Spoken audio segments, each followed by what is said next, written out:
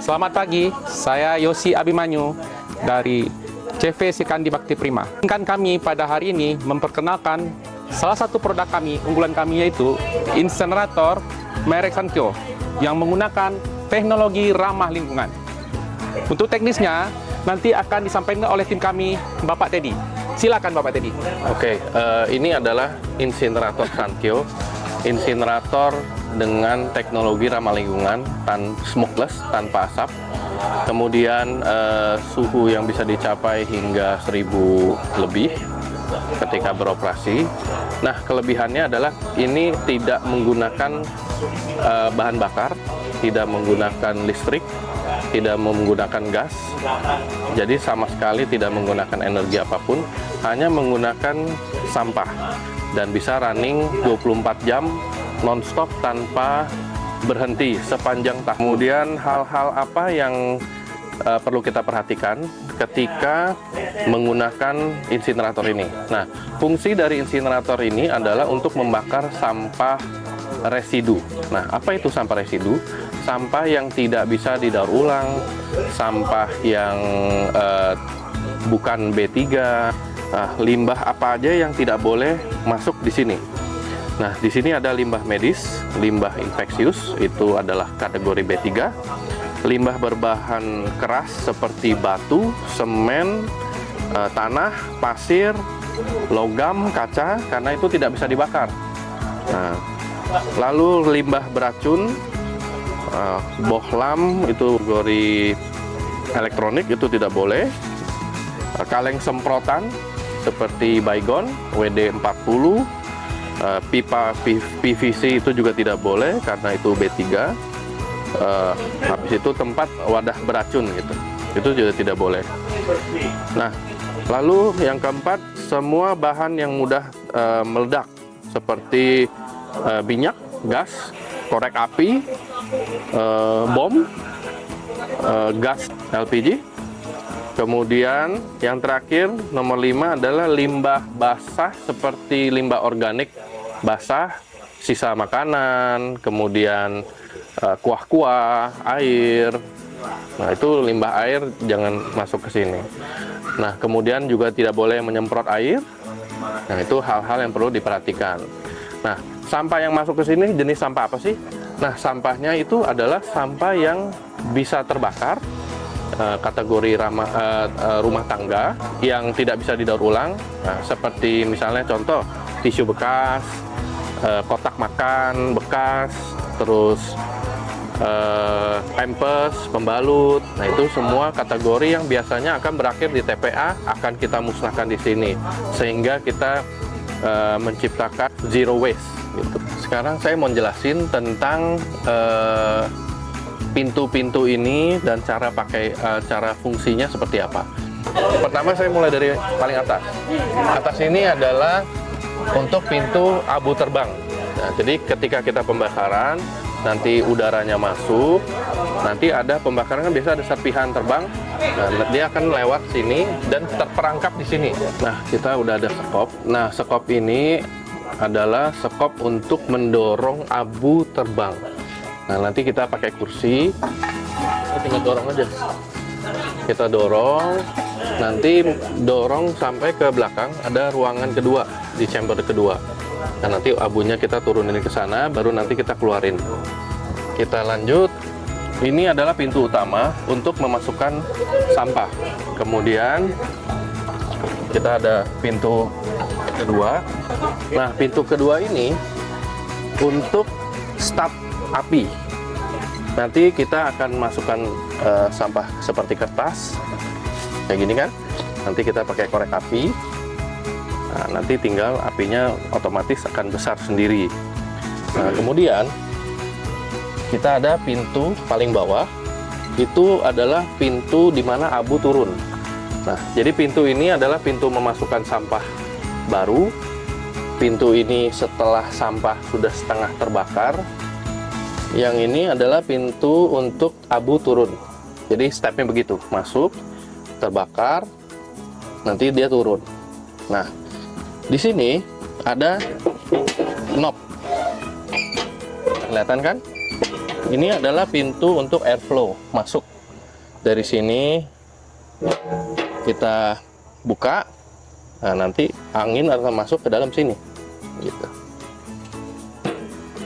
Oke, nanti kita tutup. Ini adalah pintu chamber kedua kita bilangnya, di ruangan 2, di mana angin setelah pembakaran ada abu terbang, dia akan terperangkap di sini, di chamber kedua.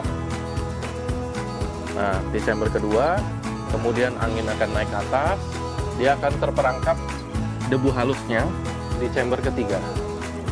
Nah, ini nanti kita bisa pakai yang sekop tadi itu untuk dorong, menurunkan abunya ke sini, ke bawah. Kemudian nanti kita ada serokan, kita ambil, kita keluarkan di drum abu. Nanti kita perlu siapkan drum abu sementara untuk menampung abu. Abu ada 3, satu di depan, di bawah, pintu depan bawah, satu di sini, satu lagi di sini. Nah, yang di atas ini harus didorong karena kan panas. Kalau kita keluarin abunya panas-panas kan takut kena mata, melukai. Nah, jadi kita dorong aja ke sini, baru kita serok. Oke. Sekarang saya akan menjelaskan bagaimana cara kerja dari udara. Nah, satu, udara akan datang masuk dari sini. Yang kedua, kalau diperhatikan, di dalam lubang ini ada lubang udara. Nah, ini dapat udara dari mana? Dari kiri kanan. Nah, nanti perlu ada maintenance untuk pembersihan lubang ini. Takutnya ada debu masuk, lama-lama kan jadi numpuk. Nah, nanti tinggal dibuka aja. Tinggal dibuka, pakai pipa serok, dorong ke belakang. Nah, jadi cara mengecek udaranya benar atau enggak, kita bisa dengan tangan, pegang, dirasakan, atau kita pakai kamera handphone, tembus nggak sampai belakang. Kalau tembus, berarti udaranya aman. Untuk mengoperasionalkan pertama kali, kita sarankan untuk menggunakan kayu. Kenapa? Karena kayu itu minim asap. Karena insinerator ini harus bekerja pada suhu tinggi. Nah, sekarang ini suhunya masih rendah. Dinding ini kita pegang masih dingin, jadi suhunya itu masih rendah. Jadi kita butuh angkat dulu apinya, buat dindingnya ini panas. Kita bikin panas sampai dindingnya warna putih. Nanti kita perhatikan. Nah, untuk prosedur awal pemakaian insinerator, kita perlu menyiapkan sampah, kardus, kertas, kemudian kayu-kayu seperti kayu palet ini, kayu palet kayak gini, atau kayu-kayu pohon juga boleh. Kita menyusun sampahnya itu yang pertama, kayu, kertas itu menyusunnya seperti mau menyalakan api unggun di dalam. Jadi kita susun kayunya di atas, kardusnya sama kertasnya di bawah. Jadi kita pemantiknya di bawah. Jadi apinya naik, baru apinya nanti besar. Nanti lama-lama kayunya ini akan menjadi arang. Nah, dimana nanti dia akan memanaskan terus dindingnya sampai suhu lebih dari 700-600 ke atas. Nah, nanti lama-lama dindingnya akan berwarna putih. Nah, ketika dinding sudah berwarna putih, baru kita bisa menyiapkan sampah yang siap dibakar, sampah residu. Oke, sekarang kita susun dulu kardusnya.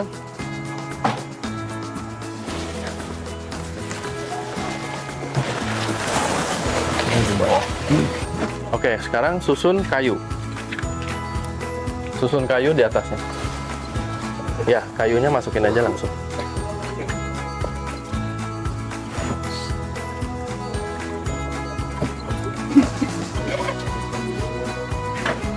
Oke, sekarang setelah kita sudah menyiapkan kayu dan menyusun kertas dan kardusnya juga, nah kita perlu perhatikan lubang udara juga. Kita perlu perhatikan ini, pastikan sudah terbuka. Oke, sudah terbuka. Kemudian pintu ini boleh kita tutup untuk pembakaran di awal. Kemudian kita dengan menggunakan korek, kita cukup membakar kertas dan memasukkan ke dalam.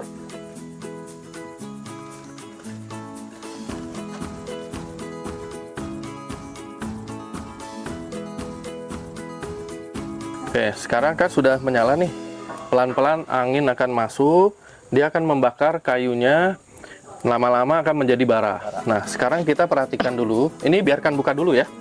Sampai kira-kira mungkin 5 menit, sampai kita melihat ada sedikit bara-bara kecil. Api sudah besar, kira-kira sudah merata, baru kita tutup. Nah, kita bisa perhatikan apinya dari sini. Nah, pintu harus selalu tertutup karena dia akan sirkulasi udaranya akan terjaga. Oke. Untuk awal-awal ini kita membakar dengan kayu itu minimal 30 menit. Indikasinya adalah nanti dinding di dalam itu akan awalnya akan berwarna hitam karena suhunya dingin.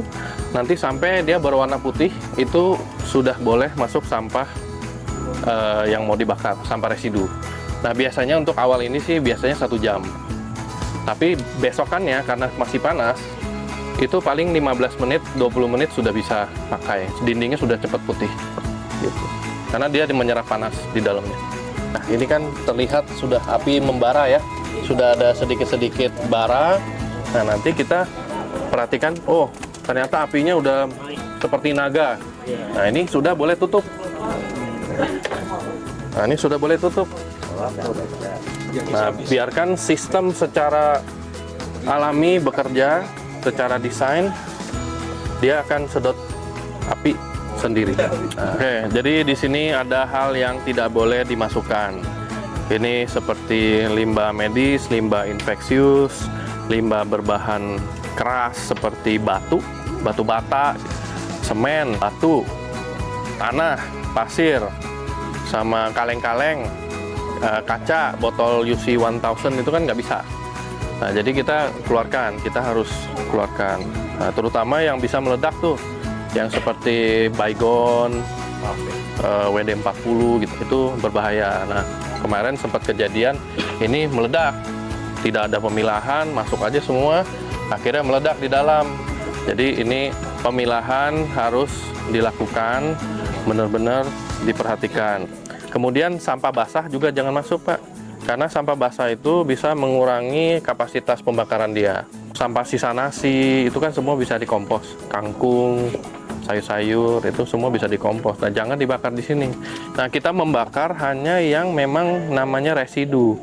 Residu seperti Pampers, bungkusan-bungkusan, kotak minuman susu. Nah, ini semua yang sudah tidak bernilai, nggak bisa dijual, kita musnahkan di sini. Sehingga harapannya adalah zero waste gitu ya. Nah, terus limbah elektronik juga nggak boleh. Limbah elektronik itu termasuk kategori B3. Nanti kita perlu siapkan sampah di sini. Jadi jangan sampai lagi kita bakar, terus tiba-tiba sampahnya habis. Kita cari dulu sampahnya, nanti keburu apinya meredup, mengecil.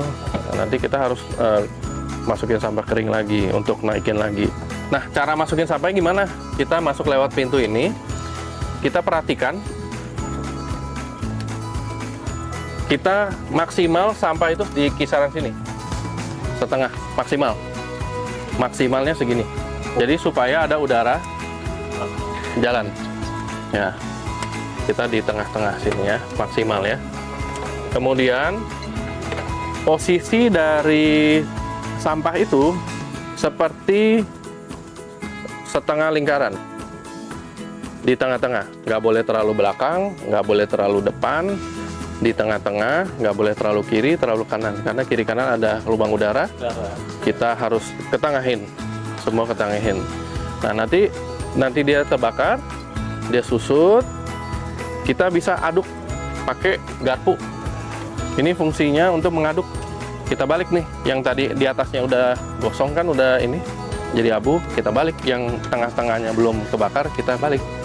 Kayak kita lagi panggang gurame, yang bawahnya sudah kebakar, balik lagi ke atas, gitu ya. Kalau misalnya nggak sengaja nih, lempar, terlalu nafsu gitu ya, sampai kelewatan ke lubang dalam tuh, kan ada lubang dalam, itu ke chamber kedua, nggak apa-apa, Aman ya? aman. Tapi jangan sering-sering, karena itu kan nanti masuk terus, nanti kehambat nanti dia punya udara. Nah, terus kita harus selalu memasukkan sampah. Kenapa? Karena sampah itu sumber api. Nah, jadi kita masukin sampah terus-menerus setiap, misalnya kita buka 5 menit, udah masukin, buka, oh ternyata udah susut, masukin lagi sampah, nanti kebakar lagi, susut lagi, masukin lagi, terus aja, 5 menit sekali, 10 menit sekali. Nah, terus perlu diperhatikan lagi, ini, kan nanti jadi abu. Nah, kita 1 jam sekali, kita perhatikan, kalau misalnya udah banyak, kita perlu serok abunya, keluarin. Jadi setiap 1 jam sekali, kita harus perhatikan dan mengeluarkan abu, karena itu penting, karena ini ada sirkulasi udara di sini. Kalau sampai dia penuh, mampet, lama-lama bisa rusak di dalamnya itu, dia punya penahan sampahnya. Jadi di antara sini ada grill sampah, nah itu harus diperhatikan abunya. Jadi abunya harus selalu dikeluarkan 1 jam sekali.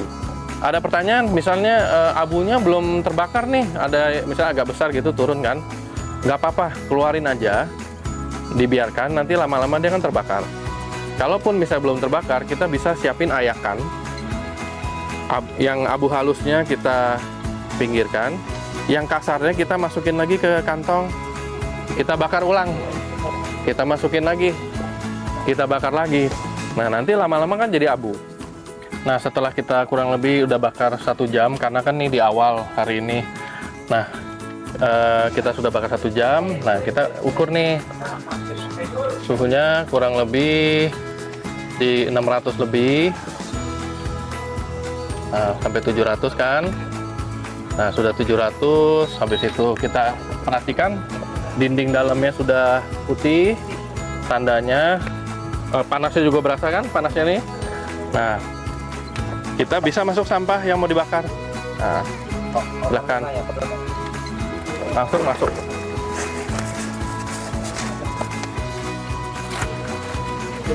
Ya, kita tutup dulu.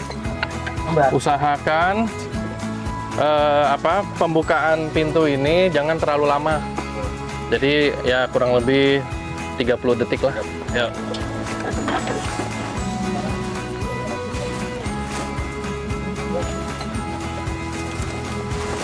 Oke, udah cukup. Nah, kalau kita perhatiin tadi kan posisinya di tengah, itu bagus. Jadi kita membentuk begini. Ya, jangan terlalu ke belakang, jangan terlalu ke depan. Kita perhatikan nanti apinya. Kalau misalnya nih suatu saat apinya sampahnya agak basah gitu ya, kan nanti apinya agak redup. Nah, untuk membesarkan api, kita bisa buka sedikit di sini, sebentar. Untuk naikin api, pancing, nanti kita perhatiin, oh ternyata apinya udah besar, tutup. Nah, biarkan dia bakar lagi, gitu. Nah, ini sekarang kalau ini lagi berjalan, ini apinya sangat besar, suhunya akan naik terus, di atas 800 derajat. Kita lihat ya. Tuh, udah 700, 800 kan.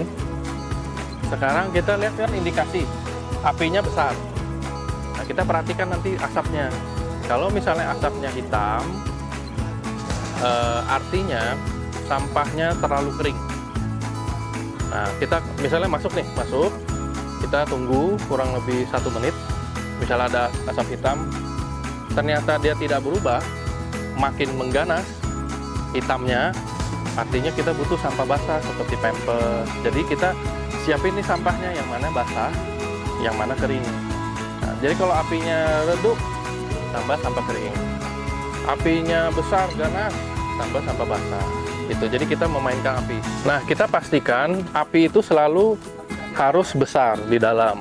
Jadi kita jangan sampai apinya redup. Nah, jadi memasukkan sampah nggak boleh terlalu banyak sampai penuh sesak. Udaranya nggak bisa lewat. Apinya kecil, jadi pembakaran tidak sempurna. Itu bisa menyebabkan asap. Ya. Jadi kalau apinya kecil, asap putih, artinya dia nggak ada api. Kita butuh sampah kering, kayu, kardus, kita angkat lagi apinya. Kita mainkan itu yang dari bawah pakai adukan. kita kasih oksigen lagi, kita akalin supaya bisa apinya naik lagi. Nah, api udah naik baru masuk lagi sampah lagi. Udah, jadi pembakaran yang kita mau adalah pembakaran yang smokeless yang di atas. Tidak ada asap, tidak mengganggu, pembakarannya apinya besar, sampahnya habis gitu. Nah, nanti 1 jam sekali jangan lupa untuk mengecek ini abunya. Jadi tidak boleh terlalu penuh ya. Kalau terlalu penuh, harus segera keluarkan, siapkan drumnya. Udah, paling gitu. Oke, sekian. Terima kasih semuanya. Jika ada pertanyaan lagi, bisa hubungi kami kembali, Sankyo Insinerator. Baik, terima kasih. Bye. Semua, alhamdulillah pada hari ini kita bisa kumpul sama-sama ya dalam rangka kita akan melihat langsung bagaimana proses operasional alat insinerator.